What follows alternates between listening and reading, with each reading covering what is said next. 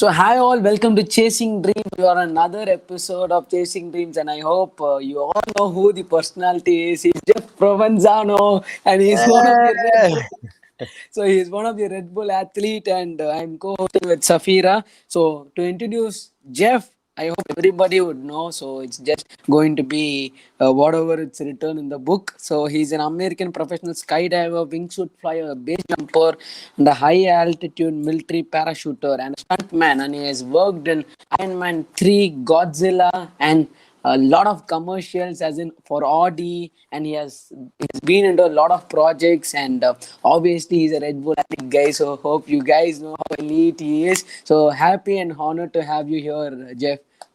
Thank you. It's awesome to be back. Yes, and he has also contributed 5 world records as well. So I want to mention it here. And he also trains the military unit for skydiving and whatever he does, and he's the master of it. And so happy to have you. And I hope his journey and whatever he shares knowledge to gives a lot of meaning. And I hope you guys get inspired by it. So thank you, Jeff, and once again welcoming you to the show. So let's shoot out our first question, Safira. Okay, so hey Jeff, how you doing? I'm doing great. How you doing? I'm doing good too, thank you. So what was your life before skydiving? Was this something that you always wanted to do? Were you No. always into adventure sports? So how did this whole thing begin for you? Yeah. Actually, it's yes and no question. I've always been into action sports and adventure sports. I grew up skiing and snowboarding and skateboarding, and I kind of always gravitated more towards like those non-traditional sports. I did play baseball as a kid, and it wasn't doing it for me. I just was. I always looked at like the skateboarders and was like, that's cool. I want to do more. I want to do that kind of stuff. And sometime around in high school, like early high school, I saw a movie and it had skydiving in it. And I thought, wow, now that's really cool. I want to do that, but you have to be 18 years old. So I had to wait a few years. I didn't think it was something I would do for the rest of my life or for most of my life now. I just thought it would be like, oh, one of those things I go do at one time, check off the box. And I thought at that time, I thought skateboarding and snowboarding would have been my direction. But I made that first jump and I was hooked. How was your I had first to wait jump till I was experience? 18. So how was your first jump experience? Like that is special, no? You would have done a lot of jumps, but The still that is adrenaline memorable. rush and everything. So what was it going inside, like both physically and mentally, all of it? How was the Oh, entire experience for the very first time? I was very, very nervous the first time I went skydiving. I couldn't sleep the night before. I was very excited. The entire ride up to the skydiving center was about an hour and a half drive from where I was living. And I went with 3 of my best friends from high school. And it was nerve-wracking, to be honest with you. And once we got there, I was, very nervous the whole time. When it came down to getting geared up and getting in the airplane, it was really that moment the door opened. I completely like lost it. I felt like I wasn't inside. I was so nervous and so scared. I felt like I wasn't even inside my body anymore. And I was just kind of moving on autopilot at that point, and I have a clear memory of when we went flipping out of the plane. I saw the airplane of what I just jumped out of, and I just thought like, and then I realized like, all right, you did it. I mean, you're here now. Like you can't, this is it. Like you're in free fall. There's no going back. So I kind of started to enjoy it at that moment, but the anxiety and how scared and nervous I was up until that moment, it was the most intense feeling I've ever felt in my life up until that point. That's Even amazing. you had And fear before jumping into it. Like you still had the fear. It wasn't like, oh, I'm ready to jump, so let's just go. It wasn't like that. You had the fear. No, You were very anxious. I was not ready. I don't think I would have ever been ready, to be honest. I think that was the process. It was, I needed to, go through that. Okay, so how when did you think of okay, let's take it as a profession? And I think this is an expensive sport as well, and it's not like the budget is very less cost. Obviously, so these all would have come into your minds, right? So how did you process it and take it further, take it as a profession? Well, I didn't really think of it to be a profession right away. I remember seeing my first impression on the skydiving center was, seeing these people that were just doing it all day. And that was like, I was like, wait, people do this like all the time? So that was kind of like an eye opener. And I saw guys with cameras on their heads and I was like, oh wow, cool. Like you could do video. So that was like my first day on the drop zone. I just became aware that this is actually could be a thing. And my tandem instructor, Steve Utah, who was the man. I mean, this guy is incredible. I love him still. I still get to hang out with him and jump with him till this day. But when I met him, I was blown away. I'm like, wait a second, you do this all summer and then you go to Utah and you're a ski instructor all winter? I'm like, I didn't even know this was a possibility. I thought I had to go get like an office job or something, like my guidance counselor in high school, she didn't tell me anything about this. So it was not on my radar at all that it could be a profession. And that was a slow evolution. I did know, however, the minute my feet hit the ground on that very first skydive, I knew I had to go do it again. And like you said, it's not a cheap sport. It's very expensive. And I didn't have the support from my family to go do it. But I had a lot of, I was working multiple jobs. It was summertime. I was caddying at a golf course. I was working at an ad agency during the week. And then I was delivering pizzas at night. So I was hustling, summer high school jobs. And so I had some money coming in and I thought, all right, how much is the next $200? Okay. I'll be back in 2 weeks, and I went and did my stuff. And 2 weeks later I came back and I did another jump. I did like the first jump of the program. And, and my feet hit the ground from that jump. I was like, I have to do another jump. So it just was this process of, going back, working all week, making some cash, scheduling a jump the next weekend, and then making the second jump and the third and the fourth. And this kind of went on over, several months. It took me a long time to get my license. Most people, they start skydiving, boom, they knock out their license in 3, 4, 5 days. They get their license. It took me 3, 4, 5 months just because of that slow process of, but I knew I wanted to do it. And had to happen. So. Yes, and I also heard like you lived in a tent, right? So Oh yeah. Yeah. So all the learning phases in skydiving, that was all taking place while I was also in college, right? I was going to art school in New York City. My direction was, to be a graphic designer or a painter or an illustrator or something. And throughout college, I had this obsession now, this new obsession of skydiving. And, I could only, I was only able to do it very limited amount of jumps, usually during the summertime when I had more time and I was able to work and kind of pay for some jumps on the side. But the minute I graduated college, I decided that I was going to take a year off from, before I start my big art, career in the art world in New York City. I'm going to just take a year off and go get a job at a skydiving center and live there and just kind of do whatever. But I just wanted to be at a skydiving center full time, kind of just pursuing this obsession, this passion. And that's what I did. I moved out to Arizona. I graduated school, high-fived the family, said, all right, peace out. I'm driving to Arizona. I'm going there. I'm going to Skydive Arizona. It's the world's largest skydiving center. I figured that's the best place to be. Might as well to be the biggest place in the world to skydive. I moved there and I'm living in a tent for most of that summer. And then I move into I actually lived in the bunkhouse. Also, there was a bunkhouse at the airport. Tent and bunkhouse, probably like 5-6 months in that. And then eventually I moved into a little old trailer that was like you couldn't move it. It was just stuck. It was like done driving. You couldn't drive it around anymore. It was like 1976 Sunflower trailer.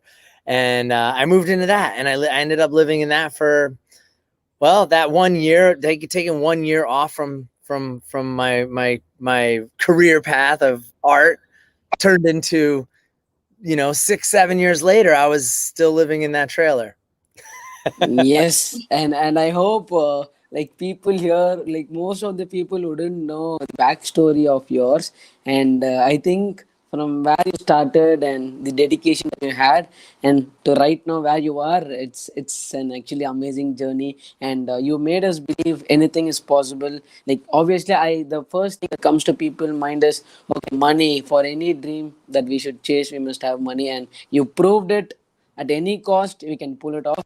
That's very inspiring. And yes, Safira, you have any You know what I questions for think Jeff? you need? You need to be but more than having money and time.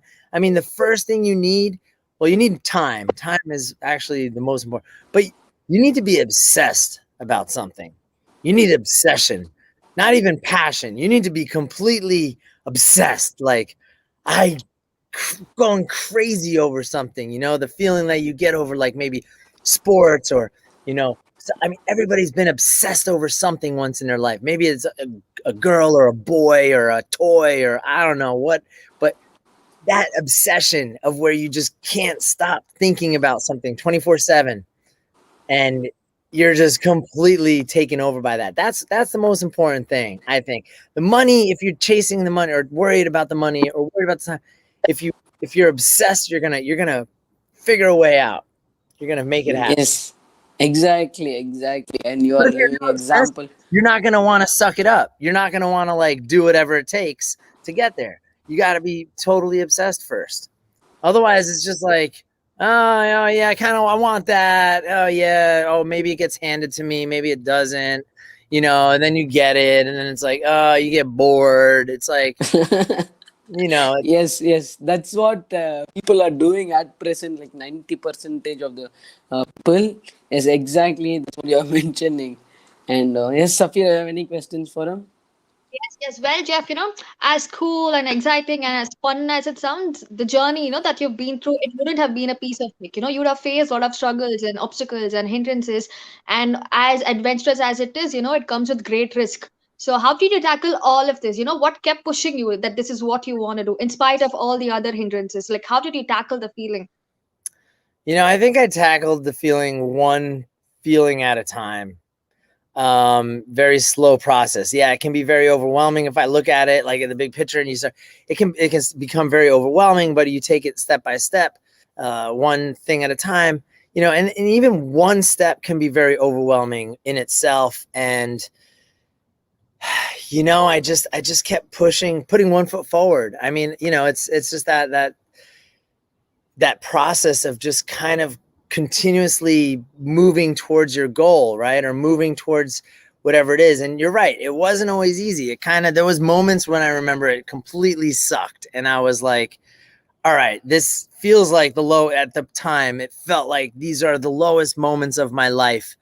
And, one of them I remember just, I'm living from paycheck to paycheck. I'm not really making much money. There's not a lot of money to be made in the sport at first, or really, I mean, there's no guarantee that whatever, but I was just broke, right? I wanted to skydive as much as I could. So I'm spending most of my income that I'm earning from skydiving on skydiving. And I mean, it's just, how do I say, like, I kind of lost my train of thought there for a second, which happens sometimes to me too. But That's totally fine. Yeah. yeah, it's just like, oh, oops, I just dropped something. Yeah, you Um, can pick it up. You can pick it up if you want to. sorry, We will not me. we will edit it. We will edit it. No worries. Yeah, help me out here. Where was I? Okay. So she was asking about like however it is risky and all those, but you still end up doing it. Yeah, What so it's was just that basically taking one step at a time. one step Okay. at a time and keep moving forward. And that was just kind of it. And the lowest point in my time at that point, the lowest moment that I felt. Now I remember what I was trying to say. Is just these things happen to me sometimes.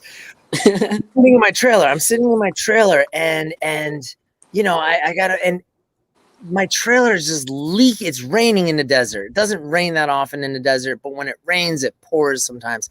And I'm sitting there, I got like 12 buckets and pots and pans, and all this water is dripping everywhere from the ceiling. And I'm just like, this is like my home. And it's like I'm like living just no roof basically. And I'm like, well, thankfully I live in the desert and it doesn't rain like this all that often. But when it does, and you're sitting there and, I'm like, what am I doing?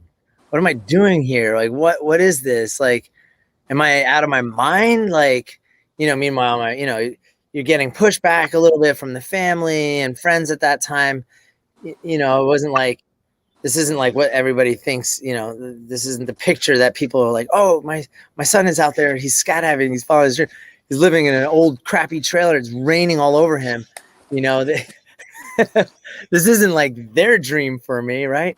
So you start to think like, what's going on here? Like, have I lost my mind over this? Am I, but then Yeah, I get that feeling the actually. rain stops. Eventually the rain stops. And then you have a moment where you're reminded again, like, no, this is awesome. This is, I love this. I love the people that I'm surrounding myself with. The community of skydiving is something that's very, very amazing. It's a big family. And, there was a lot of like little reminders after the rain, literally and figuratively, like maybe it wasn't the rain, but other low moments, right? You would have these little like boosts of like, hey, okay, no, this is actually reminding me, this is where I want to be. This is what I want to do. I don't know if it's, if there's a long life of this, but I'm here now. I'm going to do this now. I'm not so living in the future. I'm not worried about the future. Try not to be worried about the future. Try not to live in the future. I was just trying to like live more in that moment. Yes, exactly. And with regards to the sport, it's an extreme sport. So, like, how you prepare it mentally and physically as well. Like, I see you working out, like going for your jumps and all those. But it demands more than that, right? Like mentally, I think it's a different ball game. Apart from people, what they experience and what they see. Can you please elaborate on it? Yeah, there's different sides to it. The way I prepare for it now is much different than how I did in the beginning. And I think in the beginning for me, I was oh, someone wants to come say hello. Oh no, she ran away. Never mind. In the beginning, it was very different for me, I think, because I was so scared of jumping. Actually, I was scared for hundreds of jumps. Very, very like, it was like torturing myself. It was this cycle.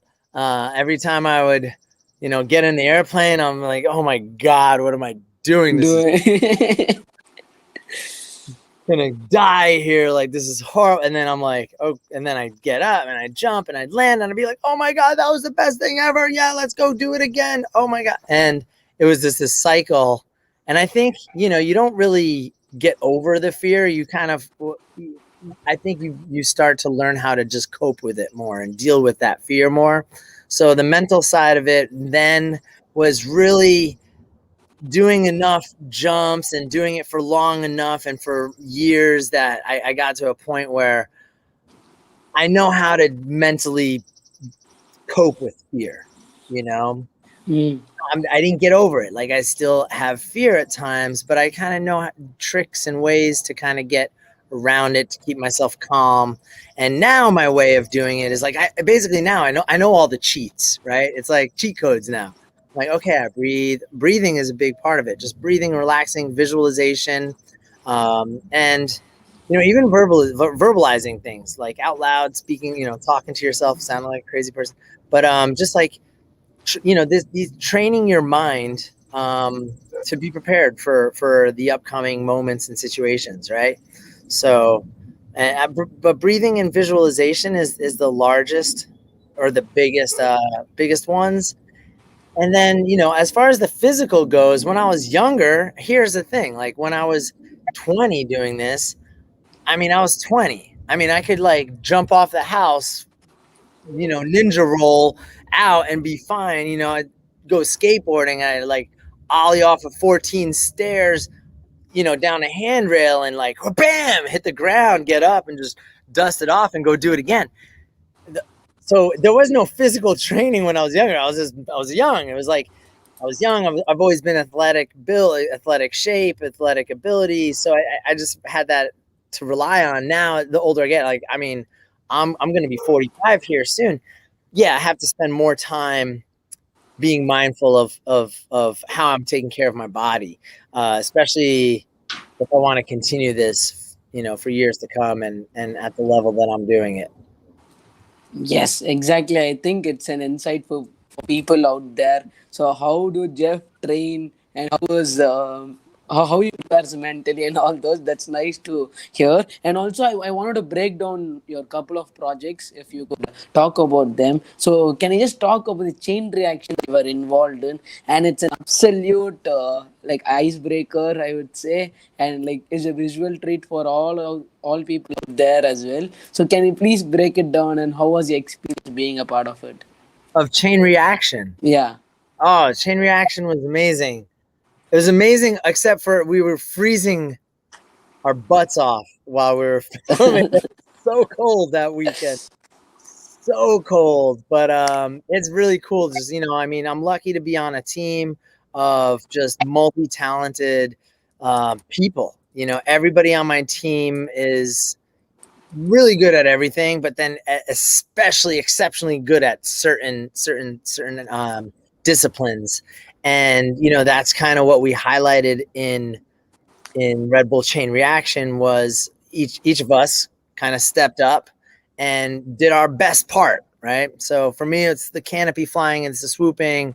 For some of the guys, it was the wingsuiting or the base jumping and the airplane. And we had, the driver, the car, like everybody came into that. They're all doing what they do the best. So kind of that's always amazing to work with a team like that. Things just click into place a lot more. There's you just trust is a huge part. And when you trust everybody, like it just that layer makes, like, I'm not going to ask a million questions. I'm like, he knows where to be. He knows what to do. I don't have to ask all these like silly, like there's always questions and stuff. And we got to figure some certain things out and have, briefings and do some practice jumps and rehearsals and stuff. But for the most part, having that trust with your teammates, it eliminates a lot of stuff that you don't have to discuss. Yes, exactly. And also like I think everybody should go and watch the video. It's on YouTube, right? Or Red Bull Yeah, TV. it's on YouTube. I'm pretty sure if you just Google Okay. Red Bull Air Chain Force reaction. Chain Reaction, it's gonna pop up. I mean, Yes, it's an amazing video. You just can't believe what they have done. And also, I want to ask, how was the experience being a part of Iron Man 3? Iron Man 3 was here, time out before we see Iron Man 3. I caught the monkey. Okay. Yes. Hi, cutie. She's What, been what? coming over to say hello and then she runs away. Oh, hello. Zoe. Hi. She's pretty cute, and the collar is amazing, actually. She's a sweetie. So yeah, Iron Man 3 is she's, as I about to talk about Iron Man 3, I pick up my 5-pound Chihuahua. Yes. Oh, it's a Chihuahua, is it? Yeah, deer Chihuahua, actually. I got her in Arizona at a animal rescue near my home in Arizona. That's nice, Jeff. Yeah, you got it from you adopted her. It's nice of you. Well, I mean, she's my best friend now too, so she takes care of me more than I take care of her. She always checks on me.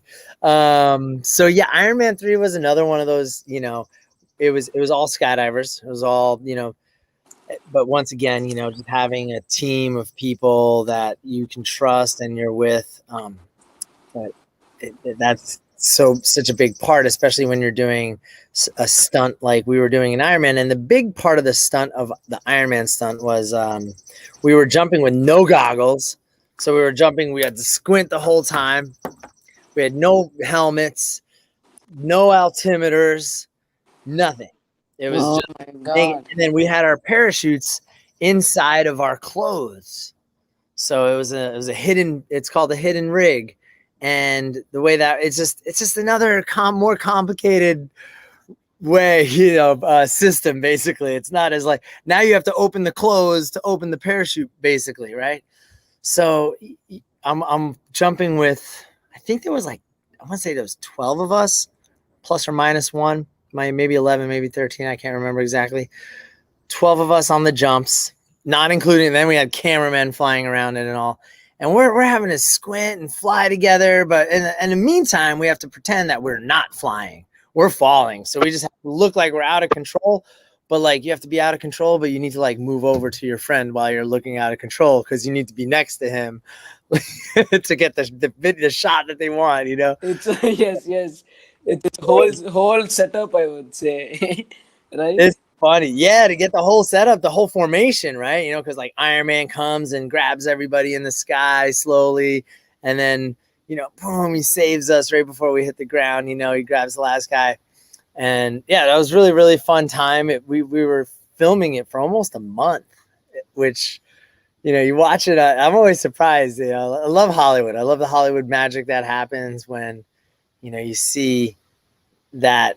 I just love watching a movie, but then to see it come to life as you're working on it, we would do a few jumps and they would take, they would have a full animation of the entire scene. It's fully animated before we even do it. Right. And so we know what we're doing. We know exactly what we're doing. The shots they're looking for, everything down to details of like who's gripping what, because they animate this in an animation. And as we were jumping and getting parts of the jump, they start to replace the animation with real pieces, and it starts to become this puzzle. And you watch it, and it's like animation, real, and then more and more real, more real, more, and you start to see it. You see it come to life in front of your face, which was probably the coolest experience. I thought I was being on a big production like that. It was to witness the magic of Hollywood, the witness the magic of this movie making, which is just so cool. I mean, I love movies. Who doesn't? Yes, exactly. And so Takes happy you that you away. worked it, and there was a lot of learnings for you in the set of Iron Man 3. And I think Jeff has done a lot of projects. We can just keep talking about it as well. So I want to quote two of his projects as well. He was actually in a Nevada Shield Android TV commercial, right? And it's absolutely mind blowing, I would say. He had a whole setup of his couch, his TV, and all those, and he was skydiving too. And I guess it's one of the craziest. Like, showed my parents about all these, like, just see what he is doing. They're like, oh my god, the whole horse right in front of him, or what? Like, what happened, man? They were like so surprised and all those, Jeff. So we can talk a lot about his projects, and I hope you must go give him a follow for sure. If you're an adventure guy, he has done n number of projects. So I wanted to take it light right now, Jess. So we will bump on to a rapid fire session right now. Safira, you take care of the whole rapid fire, okay? Yeah, sure. So, Jeff, when you generally ask people like, "What's your biggest fear?" They say height. They're like they're petrified of heights. So, what is your greatest fear? I think just not, just getting sick. Oh, Yeah, not losing my health. and still be able to continue to do whatever you're doing. Yeah, just living, not being able to live a healthy life, whether it's doing skydiving or not, but just not being able to live a healthy life. All right. And you said you love Hollywood. So, who's your favorite movie star? Oh, my favorite movie star. I got a couple. Well, if I had to pick one, I would say maybe Tom Hardy. Ooh, wonderful. I think almost everywhere, everyone loves him. Like, who doesn't love him? I mean, Tom Hardy's awesome, He's a good dude. Who's your favorite sports personality? I'm gonna go with Jordan. I just Oh, kind of cool. watched a documentary on Michael Jordan, and I was blown away. I didn't know that much about him, and I am just like a huge Michael Jordan fan now. He's crazy. He was obsessed. He was completely obsessed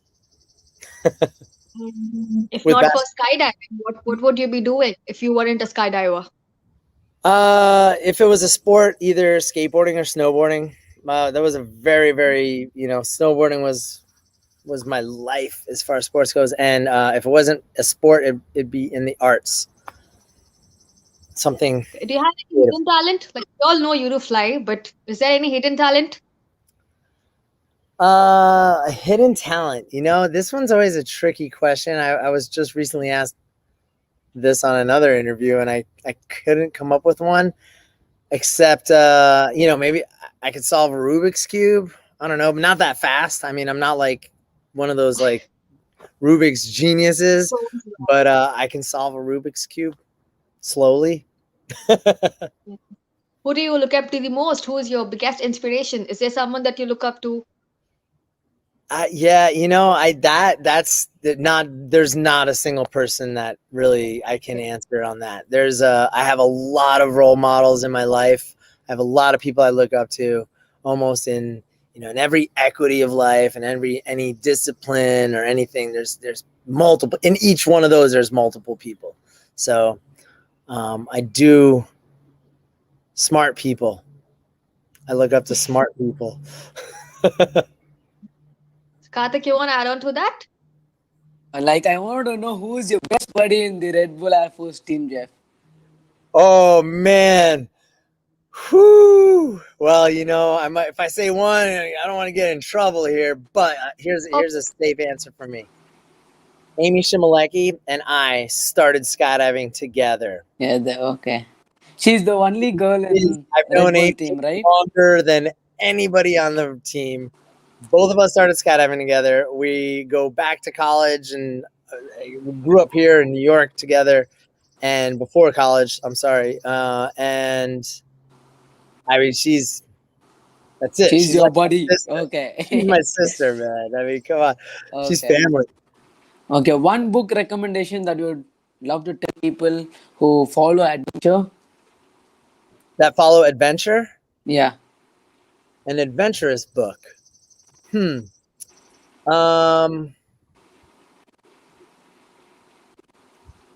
me think. An adventurous book. That's a good question. I might say, this is a really good book. It's not really so much about adventure, but when you said adventure, I'm thinking about traveling and I'm thinking about the world and I'm thinking about everything in life.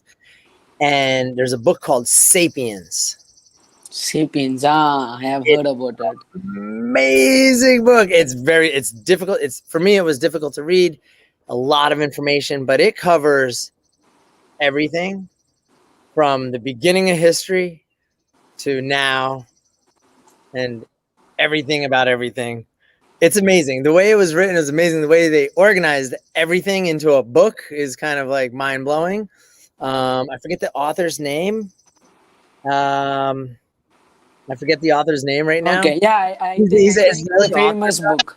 I think it's It's an Israeli author, super smart guy.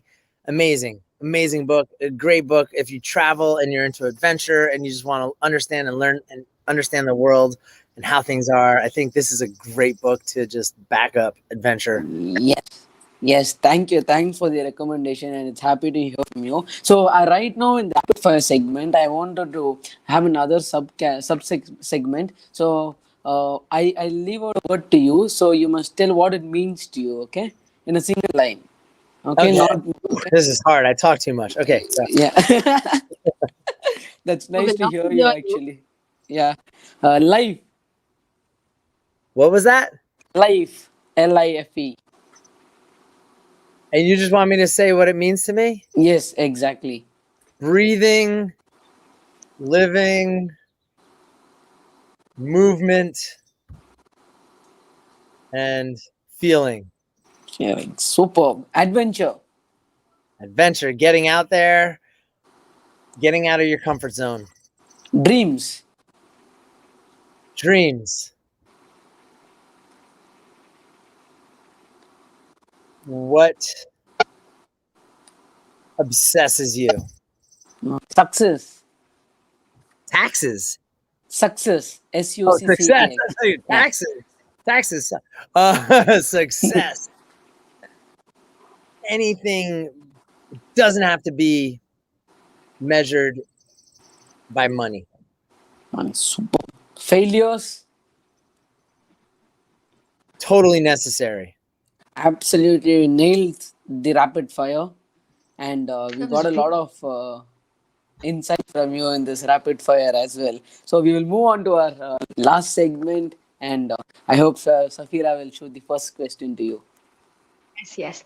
So, Jeff, a lot of young people out there, we always look up, oh, skydiving is cool, this is cool, and all of that. But even though we want to do it, we don't really know, where to begin, as if at all, taking this into as a career. So we don't know where to begin or how does it go on. And, we just like, maybe, like, I don't think this could be a career. So what would you want to tell to those people who, really want to do this? Like, how would you tell them to, go chase their dreams? What would you tell them to all these young people out there? To go skydiving? Yeah, just like Not skydiving, anything to do adventures. I think, it's just don't be afraid to take that first step. Don't be afraid to be a student. It's part of just, that's probably the most exciting time is in the beginning when it's completely new and fresh, whatever you're trying to do. That's one of the most exciting times, and you can't ever do that again. Once you get past it, you're past it, right? So there's that, and do your research on things, because not everything might be what you think it is.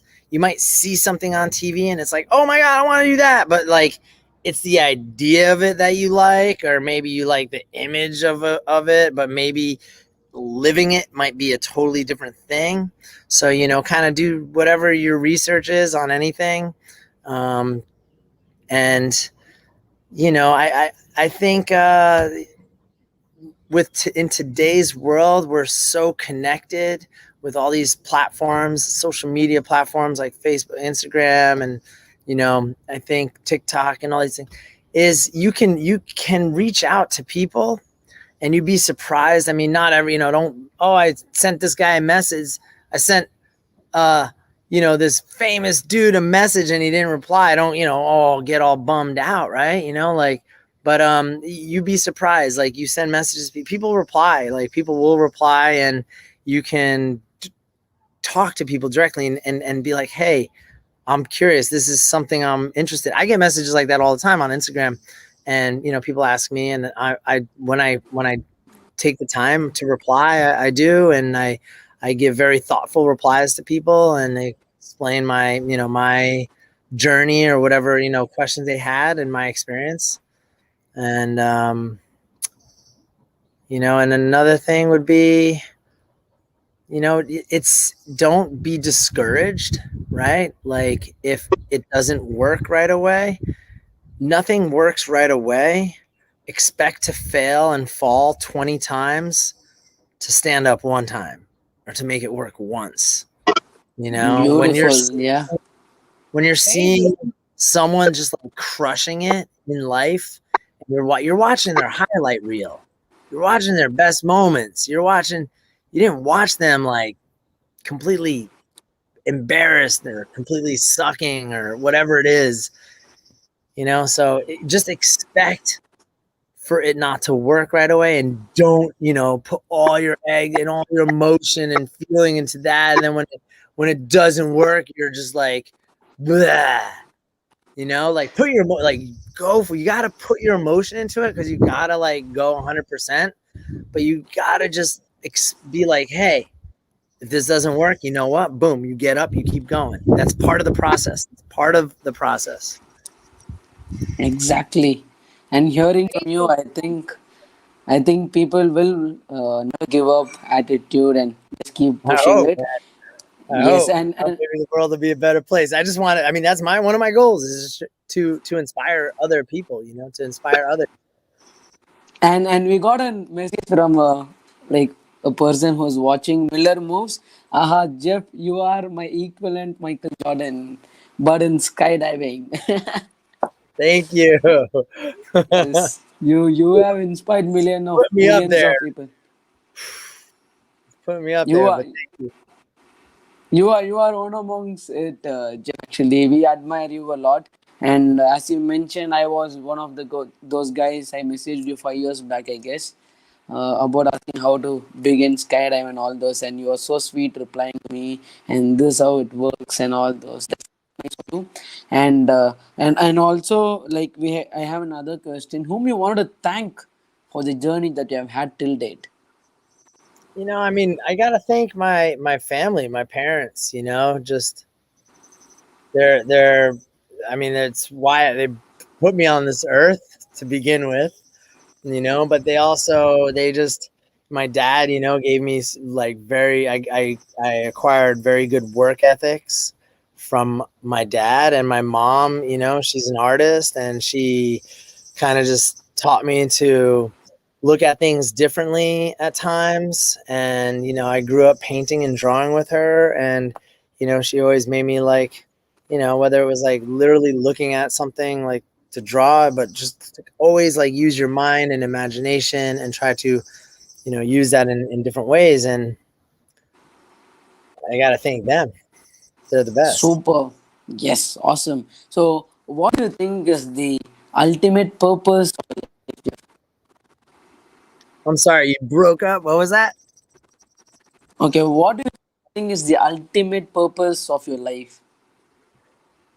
Ooh, the ultimate purpose of my life for myself or just in general, like Yes. In general, what do you feel is your purpose of your life? And if you say, I go to this level and that's the goal for me. I don't He's know. already up in the sky, so he's already high, up very much up in the sky, so he's already reached greater height. That's what I think. I don't know if I've figured out my ultimate purpose yet. I think that's what I'm still on a journey to figure out, you know? The ultimate purpose. I don't know if I don't know if I have an answer. I think I might still be. Let's do an interview when I'm like 75 years old.